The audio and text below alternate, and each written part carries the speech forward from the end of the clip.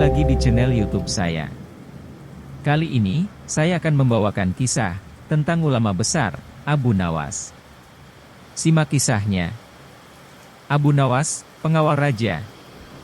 Alkisah, Abu Nawas bertugas menjadi pengawal raja. Kemanapun raja pergi, Abu Nawas selalu ada di dekatnya. Raja membuat undang-undang kebersihan lingkungan, yang pada salah satu pasalnya berbunyi, dilarang buang air besar di sungai. Kecuali, raja atau seizin raja. Pelanggaran atas pasal ini, adalah hukuman mati. Suatu hari, raja mengajak Abu Nawas berburu ke hutan. Setelah sampainya di hutan, raja ingin buang air besar. Karena di hutan, maka raja buang air besar di sungai yang airnya mengalir ke arah utara. Tanpa sepengetahuan raja, Abu Nawas pun buang air besar di sebelah selatan raja. Begitu raja melihat ada kotoran lain, selain kotorannya, raja pun marah, dan akhirnya tahu kalau itu adalah kotoran Abu Nawas. Abu Nawas dibawa ke pengadilan, dan divonis hukuman mati. Sebelum hukuman dilaksanakan, Abu Nawas diberi kesempatan membela diri. Raja yang mulia, aku rela dihukum mati, tapi aku akan sampaikan alasanku, kenapa aku ikut buang air besar bersama raja saat itu. Itu adalah bukti kesetiaanku pada paduka raja, karena sampai kotoran raja pun harus aku kawal dengan kotoranku, itulah pembelaan dan alasanku paduka raja. Hukumlah aku. Abu Nawas yang divonis mati, diampuni dan diberi hadiah rumah, serta perahu kecil untuk tempat kotorannya mengawal kotoran raja. Cerita selanjutnya, Abu Nawas dan kisah 6 ekor lembu yang pandai bicara. Pada suatu hari, Sultan Harun al-Rasyid memanggil Abu Nawas untuk menghadap ke istana. Kali ini, Sultan ingin menguji kecerdikan Abu Nawas. Sesampainya di istana, Abu Nawas pun memberikan hormat. Hai Abu Nawas, aku menginginkan 6 ekor lembu berjenggot, dan pandai berbicara. Bisakah engkau mendatangkan mereka dalam waktu seminggu? Kalau gagal, akan aku penggal lehermu. Baiklah, Tuanku Syah Alam, hamba junjung tinggi titah tuanku. Semua punggawa istana yang hadir pada saat itu, berkata dalam hati, mampus kau Abu Nawas. Setelah itu, Abu Nawas langsung bermohon diri dan pulang ke rumahnya. Begitu sampai di rumah, dia duduk berdiam diri, merenungkan keinginan Sultan. Seharian, dia tidak keluar rumah. Tetangganya pun merasa heran. Seminggu kemudian, setelah batas waktu yang diberikan baginda raja, Abu Nawas baru keluar rumah, dan segera menuju kerumunan orang banyak. Hai orang-orang muda, hari apa ini? Tanya Abu Nawas. Orang-orang yang menjawab benar, akan dia lepaskan. Tetapi, orang-orang yang menjawab salah, akan ia tahan. Dan ternyata, tidak ada seorang pun yang menjawab dengan benar. Tak ayal, Abu Nawas pun marah-marah kepada mereka. Begitu saja tidak bisa menjawab. Kalau begitu, mari, kita menghadap Sultan Harun al-Rasyid, untuk mencari tahu kebenaran yang sesungguhnya. Keesokan harinya, balairung istana Baghdad dipenuhi warga yang ingin tahu kesanggupan Abu Nawas membawa 6 ekor lembu berjenggot. Sampai di depan Sultan Harun al-Rasyid, dia pun mengaturkan sembah dan duduk dengan hikmat. Lalu, Sultan berkata, Hai Abu Nawas, mana lembu berjenggot yang pandai bicara itu? Tanpa banyak bicara, Abu Nawas pun menunjuk ke 6 orang yang dibawanya itu. Inilah mereka, Tuanku Syah Alam. Hai Abu Nawas, apa yang kau tunjukkan kepadaku itu? Tuanku Syah Alam, tanyalah pada mereka hari apa sekarang. Jawab Abu Nawas. Ketika Sultan bertanya, orang-orang itu memberikan jawaban yang berbeda-beda. Maka, berujarlah Abu Nawas. Jika mereka manusia, tentunya tahu hari ini hari apa. Apalagi, jika tuanku menanyakan hari yang lain, akan tambah pusinglah mereka. Manusia atau hewankah mereka ini? Inilah lembu berjenggot yang pandai bicara itu, tuanku. Sultan Harun al-Rasyid merasa heran, melihat Abu Nawas pandai melepaskan diri dari ancaman hukuman. Maka, Sultan pun memberikan hadiah 5.000 dinar kepada Abu Nawas. Cerita selanjutnya. Hadiah bagi tebakan jitu. Baginda Raja Harun al-Rasyid kelihatan murung. Semua menterinya, tidak ada yang sanggup menemukan jawaban dari dua pertanyaan Baginda. Bahkan, para penasihat kerajaan pun merasa tidak mampu memberi penjelasan yang memuaskan hati Baginda Raja. Padahal, Baginda sendiri ingin mengetahui jawaban yang sebenarnya. Karena amat penasaran, para penasihat Baginda Raja Harun al-Rasyid menyarankan agar Abu Nawas saja yang memecahkan dua teka-teki yang membingungkan itu. Tidak begitu lama, Abu Nawas dihadapkan. Baginda mengatakan bahwa akhir-akhir ini, Baginda Raja merasa sulit tidur, karena diganggu oleh keingintahuan menyingkap dua rahasia alam. Tuanku yang mulia, sebenarnya, rahasia alam manakah yang Paduka maksudkan? Tanya Abu Nawas, ingin tahu. Aku memanggilmu, untuk menemukan jawaban dari dua teka-teki, yang selama ini menggoda pikiranku, kata Baginda. Bolehkah hamba mengetahui, kedua teka-teki itu, wahai Paduka junjungan hamba? Yang pertama, di manakah sebenarnya batas jagat raya ciptaan Tuhan kita? Tanya Baginda. Di dalam pikiran, wahai Paduka yang mulia. Jawab Abu Nawas, tanpa sedikit pun perasaan ragu. Tuanku yang mulia, lanjut Abu Nawas. Ketidakterbatasan itu, ada karena adanya keterbatasan. Dan keterbatasan itu, ditanamkan oleh Tuhan di dalam otak manusia. Dari itu, manusia tidak akan pernah tahu di mana batas jagat raya ini. Sesuatu yang terbatas, tentu tak akan mampu mengukur sesuatu yang tidak terbatas. Baginda mulai tersenyum, karena merasa puas, mendengar penjelasan Abu Nawas yang masuk akal. Kemudian, Baginda melanjutkan teka-teki yang kedua. Wahai Abu Nawas, manakah yang lebih banyak jumlahnya? Bintang-bintang di langit ataukah ikan-ikan di laut? Ikan-ikan di laut. Jawab Abu Nawas dengan tangkas. Bagaimana kau bisa langsung memutuskan begitu? Apakah engkau pernah menghitung jumlah mereka? Tanya Baginda merasa heran. Paduka yang mulia, bukankah kita semua tahu bahwa ikan-ikan itu setiap hari ditangkapi dalam jumlah besar, namun jumlah mereka tetap banyak. Seolah-olah tidak pernah berkurang karena saking banyaknya. Sementara bintang-bintang itu tidak pernah rontok, jumlah mereka juga banyak, jawab Abu Nawas meyakinkan. Seketika itu, rasa penasaran yang selama ini menghantui Baginda sirna tak berbekas.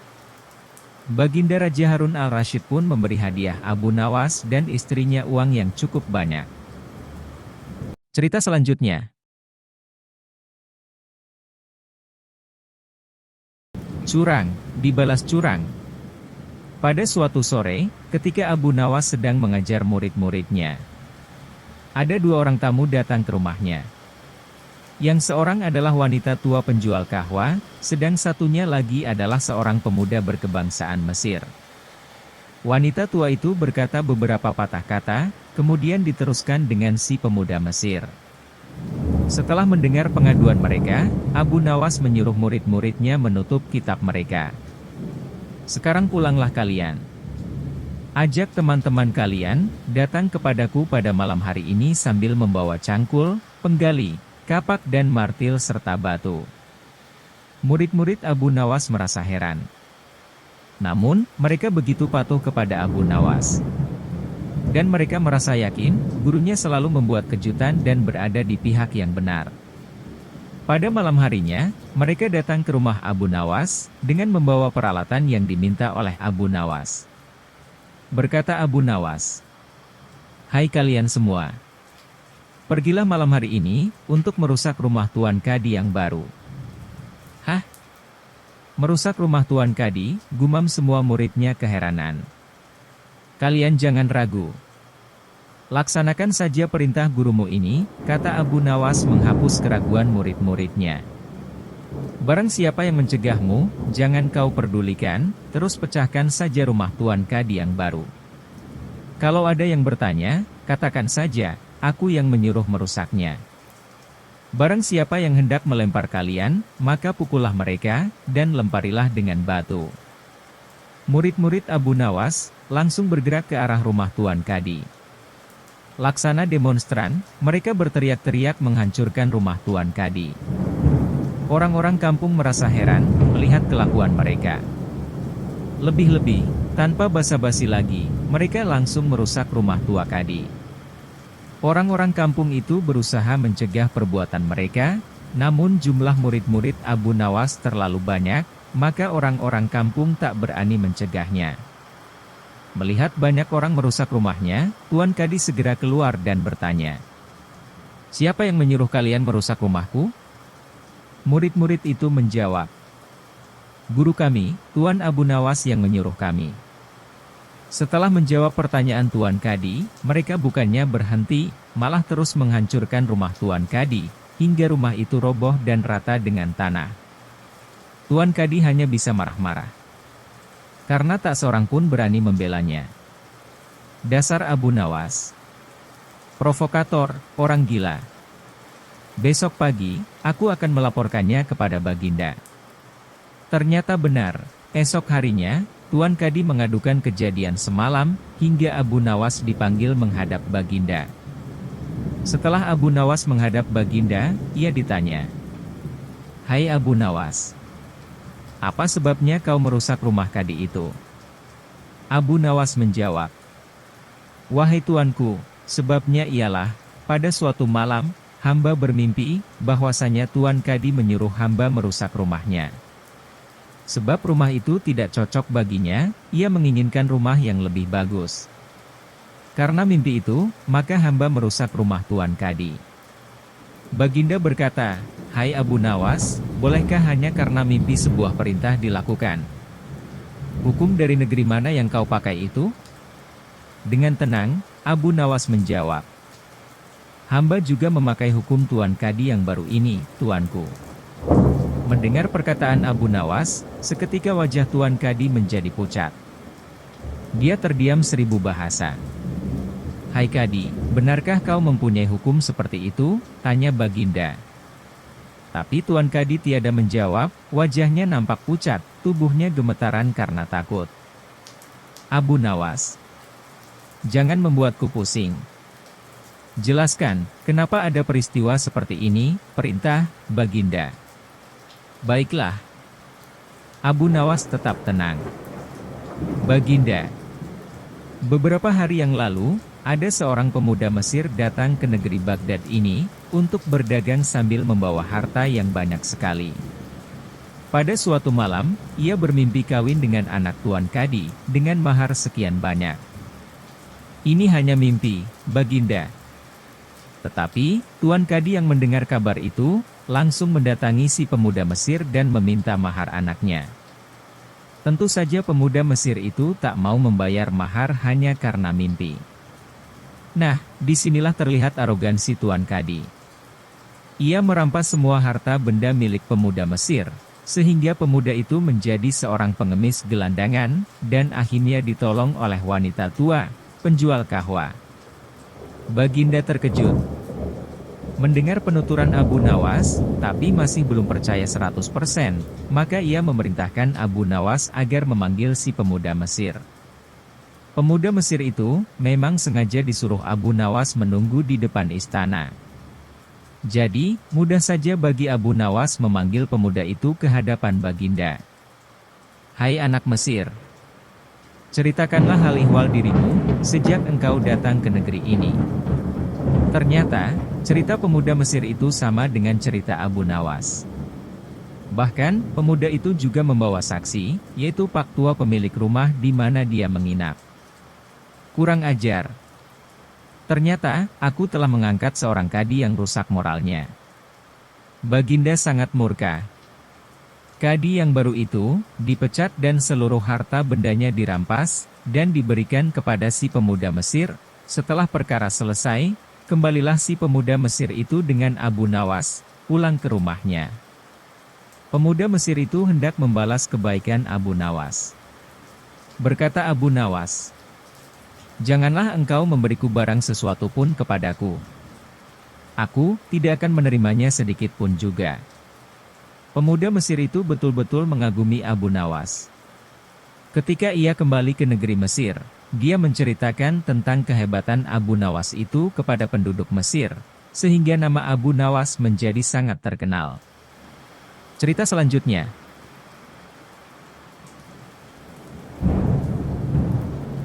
Melawan arus. Abu Nawas, orang Persia yang dilahirkan pada tahun 750 Masehi di Ahwas, dan meninggal dunia pada tahun 819 Masehi di Baghdad.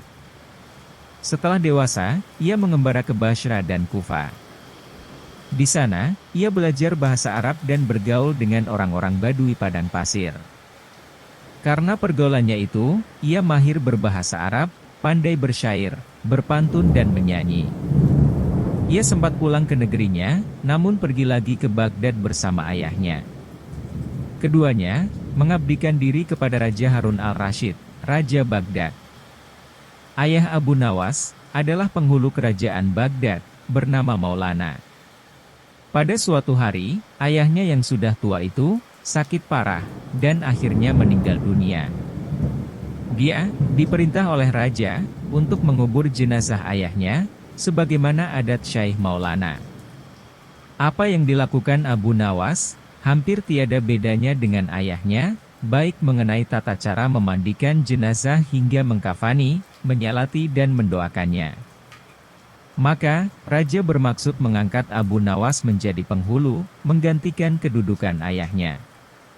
Mendengar rencana itu, Abu Nawas, yang cerdas nampak berubah menjadi gila. Usai upacara pemakaman ayahnya, Abu Nawas mengambil sepotong batang pisang, dan diperlakukannya seperti kuda, ia menungganginya sambil berlari-lari, dari kuburan ayahnya menuju rumah. Orang yang melihat, terheran-heran dibuatnya. Pada hari yang lain, ia mengajak anak-anak kecil dalam jumlah yang cukup banyak, untuk pergi ke makam ayahnya. Di atas makam itu, ia mengajak anak-anak bermain rebana dan bersuka cita. Kini semua orang semakin heran, atas kelakuan Abu Nawas. Mereka menganggap, Abu Nawas sudah menjadi gila, karena ditinggal mati oleh ayahnya.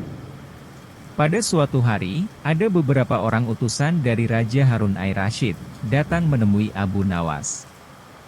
"Hai Abu Nawas, kau dipanggil raja, untuk menghadap ke istana," kata wazir utusan raja. "Buat apa raja memanggilku?" "Aku, tidak ada keperluan dengannya," jawab Abu Nawas, dengan entengnya seperti tanpa beban. "Hai Abu Nawas, kau tidak boleh berkata seperti itu, kepada rajamu. Hai wazir, kau jangan banyak cakap. Cepat ambil, ini kudaku, dan mandikanlah di sungai, supaya bersih dan segar," kata Abu Nawas, sambil menyodorkan sebatang pohon pisang, yang dijadikannya kuda-kudaan. Si wazir hanya geleng-geleng kepala, melihat kelakuan Abu Nawas. "Abu Nawas, kau mau apa tidak menghadap raja?" kata wazir. "Katakan kepada rajamu aku sudah tahu, maka aku tidak mau," kata Abu Nawas. "Apa maksudnya Abu Nawas?" tanya wazir dengan rasa penasaran. "Sudah pergi sana, bilang saja begitu kepada rajamu," kata Abu Nawas, sembari menyaruk debu dan dilempar ke arah si wazir dan teman-temannya. Si wazir segera menyingkir dari halaman rumah Abu Nawas, lalu melaporkan keadaannya kepada Raja Harun al-Rashid. Dengan geram, raja berkata, "Kalian bodoh semua. Menghadapi Abu Nawas saja tidak becus. Ayo pergi sana ke rumah Abu Nawas, dan bawa dia kemari dengan sukarela ataupun terpaksa. Si wazir segera mengajak beberapa prajurit istana, dan membawa paksa Abu Nawas ke hadapan raja. Namun, lagi-lagi di depan raja, Abu Nawas berlaga idiot, bahkan, tingkahnya ugal-ugalan tak selayaknya berada di hadapan seorang raja. Abu Nawas, bersikaplah sopan, tegur Baginda. Ya Baginda, tahukah Anda? Apa, Abu Nawas? Baginda, terasi itu asalnya dari udang. Kurang ajar, kau menghinaku Nawas.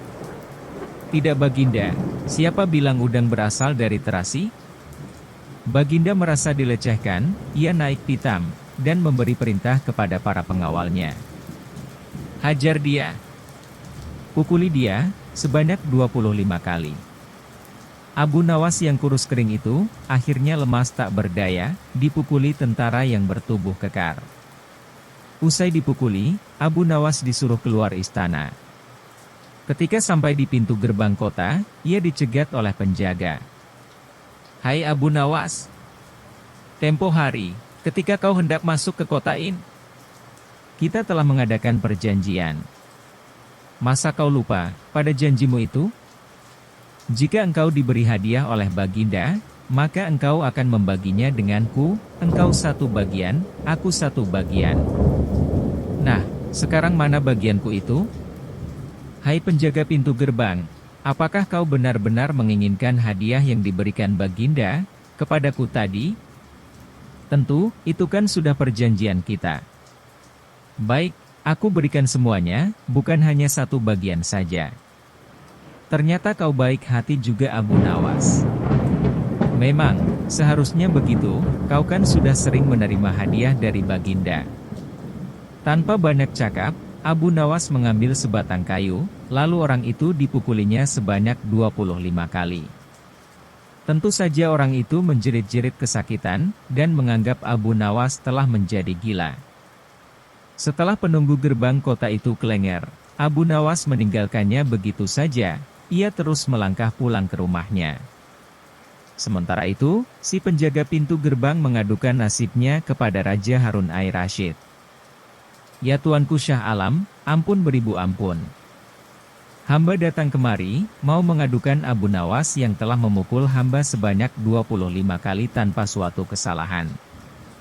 Hamba mohon keadilan dari Tuanku Baginda. Baginda segera memerintahkan pengawal untuk memanggil Abu Nawas. Setelah Abu Nawas berada di hadapan Baginda, ia ditanya. Hai Abu Nawas, benarkah kau telah memukuli penunggu pintu gerbang kota ini? Sebanyak 25 kali pukulan? Ampun Tuanku, hamba melakukannya, karena sudah sepatutnya dia menerima pukulan itu. Apa maksudmu? Coba jelaskan sebab musababnya. Kau memukuli orang itu, tanya Baginda. Tuanku, kata Abu Nawas. Hamba dan penunggu pintu gerbang ini telah mengadakan perjanjian, jika hamba diberi hadiah oleh Baginda, maka hadiah tersebut akan dibagi dua. Satu bagian untuknya, satu bagian lagi untuk saya. Nah pagi tadi, hamba menerima hadiah 25 kali pukulan, maka saya berikan pula hadiah 25 kali pukulan kepadanya. Hai penunggu pintu gerbang, benarkah kau telah mengadakan perjanjian seperti itu dengan Abu Nawas? Tanya Baginda. Benar Tuanku, jawab penunggu pintu gerbang.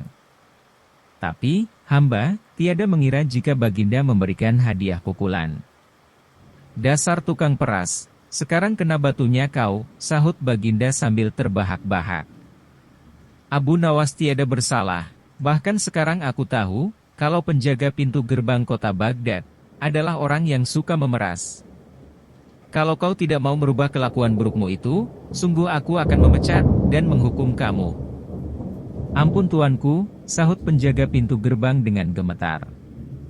Abu Nawas berkata, Tuanku, hamba sudah lelah, sudah mau istirahat, tiba-tiba diwajibkan hadir di tempat ini, padahal hamba tiada bersalah.